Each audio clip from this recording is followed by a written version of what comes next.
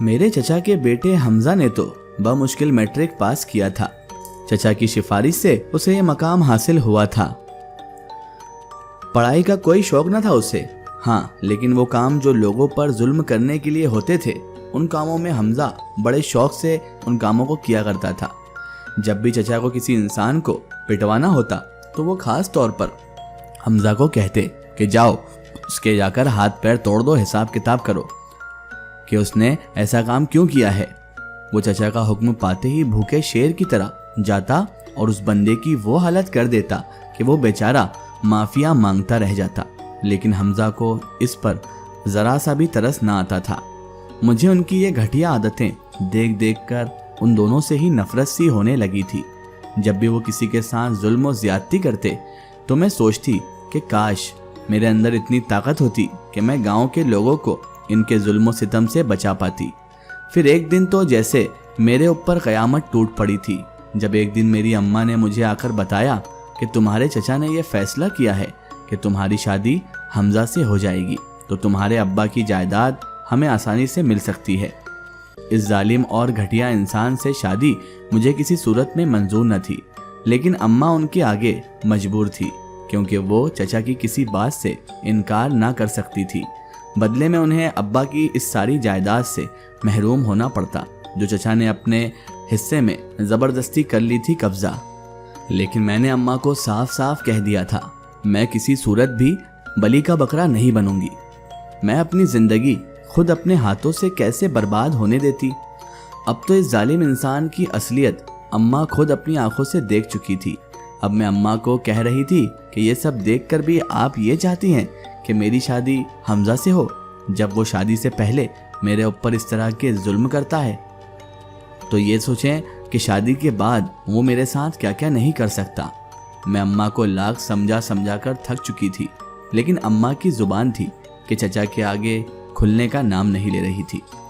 वो पता नहीं क्यों चचा के आगे बेपनाह दबती थी।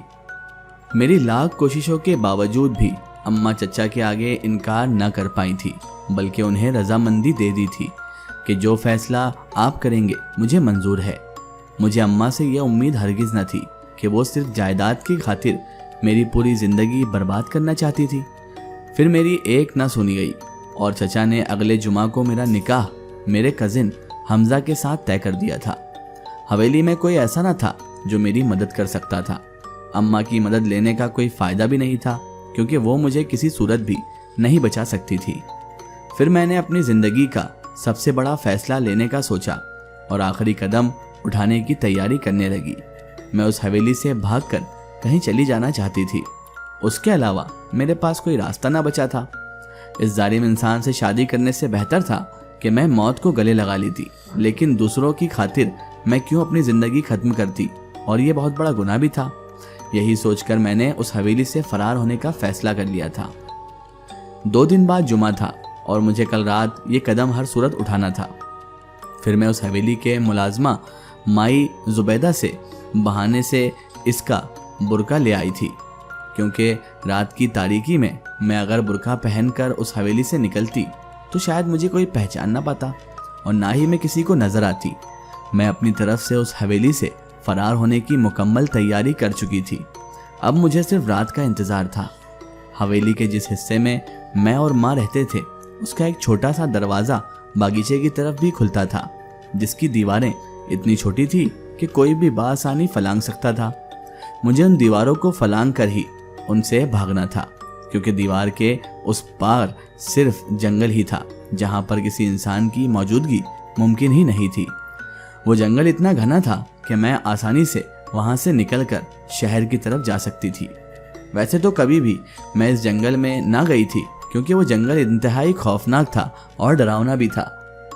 उसमें मौजूद जानवरों के अलावा आसेब ज़दा खंडर वहाँ पर मौजूद थे, जिसके बारे में मशहूर था कि वहाँ पर जिन्नातों का बसेरा था।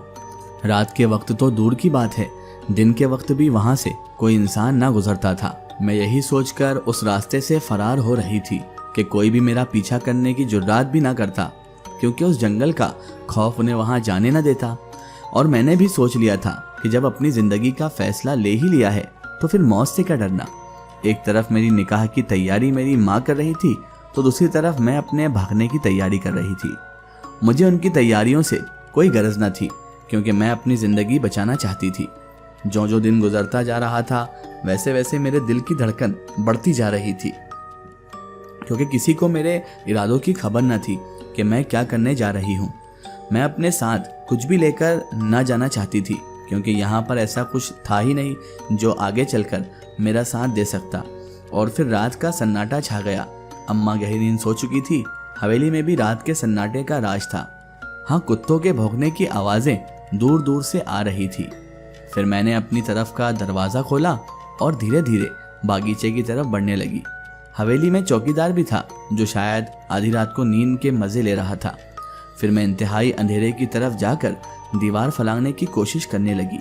एक दो बार तो मैं बुरी तरह नीचे गिर पड़ी, लेकिन फिर तीसरी दफ़ा जब मैंने दीवार पर चढ़ने की कोशिश की तो मैं अपनी इस कोशिश में कामयाब हो गई। लेकिन बुरा हुआ मेरी किस्मत का जब अपनी खिड़की में खड़े हमजा ने मुझे दीवार फलांगते हुए देख लिया था। वो यही समझ रहा था कि शायद कोई चोर है, लेकिन जब उसने टॉर्च मारकर मेरी तरफ मुंह घुमाया तो बुरखे में होने के बावजूद मेरे वजूद को वो पहचान ना पाया था। फिर उसने हवेली में शोर मचाना शुरू कर दिया था कि दीवार फलांग कर कौन भाग रहा है उस हवेली से। वैसे भी वह किसी जंगली दरिंदे की तरह चीख रहा था और उसकी चीख से सारे मुलाजिम इकट्ठे हो गए थे। मैं पागलों की तरह जंगल में भाग रही थी, लेकिन मुझे इतना ज़रूर पता चल गया था कि हमजा को मेरी हवेली से भागने की खबर हो गई थी। मैं जितनी दूर उनसे जा सकती थी उतनी ही तेज़ भाग रही थी। फिर जैसे मेरी सांसें हलक में दम तोड़ने लगी, क्योंकि मैंने अपने पीछे कदमों की भागती हुई आवाज़ें सुन ली थी। शायद हमजा को खबर हो गई थी कि भागने वाली कोई और नहीं बल्कि मैं ही थी। हवेली के सारे मुलाजिम असलहा लेकर मेरे पीछे भाग रहे थे और मैं पागलों की तरह उस जंगल में दौड़ी चली जा रही थी। मेरा सांस बुरी तरह फूल रहा था और प्यास से मेरा हलक में कांटे चुभ रहे थे। मैं जिस चीज़ को इतना आसान समझ रही थी वो मेरे लिए मुसीबत की तरह मुंह खोलकर मेरे रास्ते में खड़ी थी। फिर मैं सांस लेने को रुकी। शायद मैं उन लोगों से ज़्यादा आगे आ गई थी। तभी मेरी नज़र उस खंडर पर पड़ी थी जो जंगल में मौजूद था। वो निहायत ही सीधा सा पुराना सा खंडर था। अपनी पूरी ज़िंदगी में मैं उसे पहली बार देख रही थी। हाँ, लेकिन उसके बारे में सुना बहुत था। अब मेरे पास इसके सिवा कोई चारा न था कि मैं इस खंडर में छुपकर पनाह ले लेती। इस वीरान खंडर में कोई तो ऐसी जगह होगी जो मेरे छिपने के काम आ सकती है। मैं अंधेरे में आंखें फाड़ फाड़ कर उस खंडर का जायजा ले रही थी। तभी अचानक मेरी नज़र नीचे जाती सीढ़ियों पर पड़ी थी। वो खंडर की सीढ़ियाँ नीचे की तरफ जा रही थी। शायद वहाँ नीचे तहखाना मौजूद था। उस तहखाने में मेरी ज़िंदगी महफूज हो सकती थी।